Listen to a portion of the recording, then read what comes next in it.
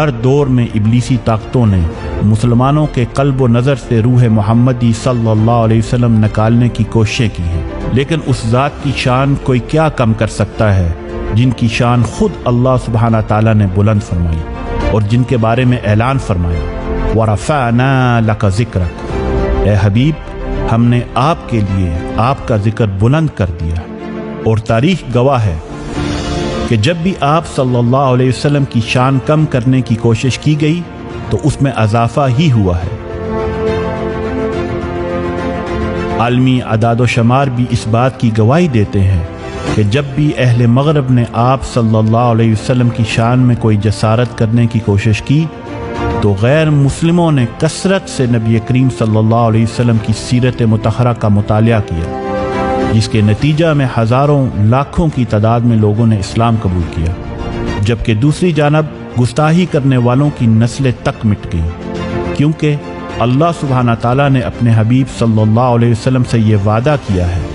اِنَّ شَانِئَكَ هُوَ الْأَبْتَرُ، بے شک آپ کا دشمن ہی بے نام و نشان ہے۔ یہی اللہ کا دستور اور اللہ کی سنت ہے کہ جس نے بھی اللہ کے حبیب صلی اللہ علیہ وسلم کا ذکر مٹانے کی کوشش کی تو اللہ نے اس کا نام و نشان ہی مٹا دیا۔ مٹ گئے، مٹتے ہیں، مٹ جائیں گے اعداء تیرے، نہ مٹا ہے نہ مٹے گا کبھی چرچا تیرا۔ وَرَفَعْنَا لَكَ ذِكْرَكَ کا ہے سایہ تجھ پر، ذکر اونچا ہے تیرا، بول ہے بالا تیرا۔ طریقہ برہانیہ کے شیخ طریقت امام اہل بیت سیدی الشیخ محمد بن ابراہیم محمد عثمان عبدو البرہانی فرماتے ہیں کہ جو بھی لوگ یہ حاقے بناتے ہیں اور انہیں شائع کرتے ہیں، در حقیقت وہ اپنی جہالت کو ظاہر کرتے ہیں۔ ممکن ہے کہ انہوں نے سیرت کی وہ کتب نہ پڑھی ہوں جو علماء اسلام نے لکھی ہیں، لیکن کیا انہوں نے اپنے مفکرین اور دانشوروں کو بھی نہیں پڑھا؟ حالانکہ غیر مسلم مفکرین میں سے اکثر نے نبی کریم صلی اللہ علیہ وسلم کی سیرت پر باقاعدہ تحقیق کے بعد متعدد کتب لکھی ہیں، جن میں انہوں نے یہ تسلیم کیا ہے کہ نبی کریم صلی اللہ علیہ وسلم ہی کائنات کی وہ بے مثل ہستی ہیں جن کی مثال زندگی کے کسی شعبہ میں نہیں ملتی، جیسا کہ معروف فرانسیسی شاعر اور دانشور الفونس دے لاماتان نے اپنی کتاب ہسٹوار دے لا تورک میں لکھا ہے۔ اگر مقصد کی عظمت، وسائل کی کمی اور حیران کن کامیابی اور نتائج انسانی ذہانت اور کمال کے 3 معیار مقرر کر دیے جائیں تو پھر کون ہے جو کسی بھی عظیم تاریخی شخصیت کا موازنہ محمد سے کرنے کی بے وقوفی کر سکتا ہے؟ کیونکہ محمد سے زیادہ عظیم شخصیت دنیا کی تاریخ میں کوئی بھی نہیں۔ اسی طرح مشہور برطانوی مفکر اور ادیب جارج برنارڈ شاء نے اپنی کتاب دی جینوئن اسلام میں لکھا ہے محمد تو انسانیت کے نجات دہندہ ہیں، اگر پوری دنیا کے مسائل بھی محمد کے پاس لائے جاتے تو وہ یقیناً انہیں حل کر کے امن اور خوشحالی لے آتے۔ اسی طرح ممتاز امریکی سائنسدان اور scholar doctor John William Draper نے اپنی کتاب history of the intellectual development of Europe میں لکھا ہے عرب کے شہر مکہ میں ایک ایسا شخص پیدا ہوا جس نے نسل انسانی پر سب سے گہرے اثرات مرتب کیے۔ وہ شخص محمد ہیں جنہوں نے ایسے ریاستی نظام کی بنیاد رکھی اور نسل انسانی کی ایسی رہنمائی کی، اگر کوئی پیغمبر خدا کہلانے کا حق رکھتا ہے تو بلا شبہ وہ محمد ہی ہیں۔ اسی طرح ایک ہندوستانی پروفیسر دیوان چند شرما نے اپنی کتاب پروفیٹس فرام دا ایسٹ میں لکھا ہے کہ محمد رحمت کی روح تھے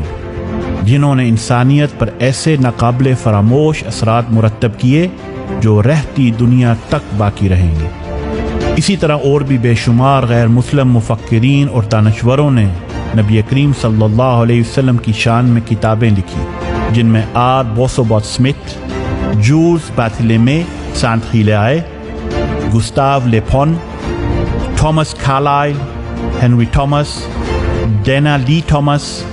مائیکل ایچ ہارٹ وغیرہ جیسے بڑے بڑے مغربی مفکرین اور دانشور شامل ہیں۔ مشائخ فرماتے ہیں کہ ان ساری چیزوں سے یہ واضح ہے کہ غیر مسلموں نے بھی نبی کریم صلی اللہ علیہ وسلم کی عظمت اور فضیلت کو تسلیم کیا ہے، لیکن بہت سے تاریخ نگاروں کو ان کے تعصب، تنگ نظری اور اسلام دشمنی نے آپ صلی اللہ علیہ وسلم کی فضیلت کا اعتراف کرنے سے روکے رکھا۔ اب ان ساری چیزوں کے واضح ہونے کے باوجود آئے روز مغربی میڈیا اور باطل قوتوں کا نبی کریم صلی اللہ علیہ وسلم کی شان میں ایسی نامناسب حرکتوں کا ارتکاب کرنا در حقیقت ان کی سوچی سمجھی منصوبہ بندی ہے،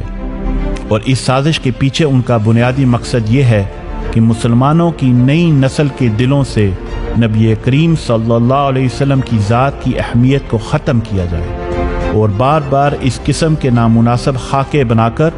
ان کے ذہنوں میں یہ تصور ڈالا جائے کہ آپ صلی اللہ علیہ وسلم بھی ایک عام انسان ہیں، اور یہ لوگ خود ساختہ آزادی اظہار رائے کی آڑ میں اپنی ان گستاخیوں کا جواز پیش کرتے ہیں، اور وہ یہ اچھی طرح جانتے ہیں کہ جب امت مسلمہ کا اپنے نبی سے عقیدت و محبت کا رشتہ ختم ہو جائے گا اور ان کے دل ایمان سے خالی ہو جائیں گے تو ان کی آنے والی نسل فقط نام کی مسلمان رہ جائے گی، جیسا کہ اقبال نے فرمایا، یہ فاقہ کش جو موت سے ڈرتا نہیں ذرا، روح محمد اس کے بدن سے نکال دو۔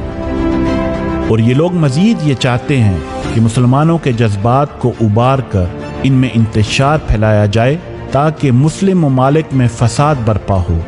جس کے نتیجہ میں مسلمان اپنے ہی ممالک میں توڑ پھوڑ اور جلاؤ گہراؤ سے اپنا نقصان کریں۔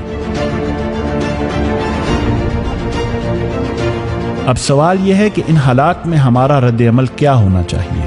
ان تمام معاملات کا پائیدار حل یہی ہے کہ جب بھی کوئی اسلام کے شعار کی بے حرمتی کرے تو ہم اس کے مقابلے میں اپنے دین کا پرزور پرچار کریں، جب بھی وہ قرآن کریم کی بے حرمتی کریں تو ہم خود بھی علوم قرآن سیکھیں اور اپنی اولاد کو بھی سکھائیں، اور جب بھی وہ نبی کریم صلی اللہ علیہ وسلم کی شان میں گستاخی کریں تو ہم آپ صلی اللہ علیہ وسلم کے پیغام اور آپ کی سیرت کو مزید شدت کے ساتھ پوری دنیا میں پھیلائیں، اور خود کو اور اپنے بچوں کو نبی کریم صلی اللہ علیہ وسلم کی سیرت میں ڈھال کر آپ صلی اللہ علیہ وسلم کی تعلیمات کو عام کریں، تاکہ کائنات کا بچہ بچہ دین اسلام اور نبی دو جہان صلی اللہ علیہ وسلم کی شان سے آشنا ہو جائے، اور آپ صلی اللہ علیہ وسلم کی عظمت کا قائل ہو جائے، اور ہر گستاخ اپنی گستاخیوں سمیت مٹ جائے۔ طریقہ برہانیہ پوری دنیا میں اس پیغام کو گھر گھر پہنچانے میں مصروف عمل ہے تاکہ غیر مسلموں کو اسلام کی حقیقی تعلیمات پہنچائی جا سکیں، اور ہماری نوجوان نسل کے دل میں عشق مصطفیٰ صلی اللہ علیہ وسلم کی ایسی شمع روشن کی جائے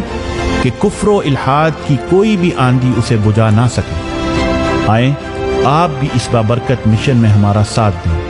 اللہ سبحانہ تعالیٰ اپنے حبیب صلی اللہ علیہ وسلم کے وسیلہ سے ہمیں اور ہماری آنے والی نسلوں کو رسول اللہ صلی اللہ علیہ وسلم، آپ کے آل و اصحاب اور اولیاء و صالحین کی محبت نصیب فرمائے، اور باطل کے ہر فتنے سے محفوظ رکھے۔ آمین۔